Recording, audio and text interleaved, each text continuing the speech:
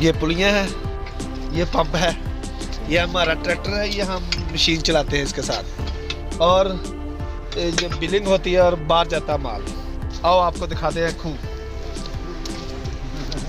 आए आप मेरे साथ हैं, लगे हैं। ये हमारी मशीनरी है जो कि नीचे खड्डे के अंदर जाती है। ये मशीनरी है, ये नीचे खड्डा है, खड्डे के अंदर मशीन है, और अभी ये थोड़ी देर बाद चलेगी, आपको दिखाएंगे। ये मैं इसका साइज सेट करने आया हूँ, मैं मिस्त्री शौकत अली उर्फ वलैती भाई। ये मेरे पास हैंची टेप है, इसके साथ हम साइज करेंगे और फिर बंडल बनेगा बर्फी तरह, आपको भी दिखलाएंगे। चाल है, चाल है, ये पता लग गया मिस्त्री किरे घर आते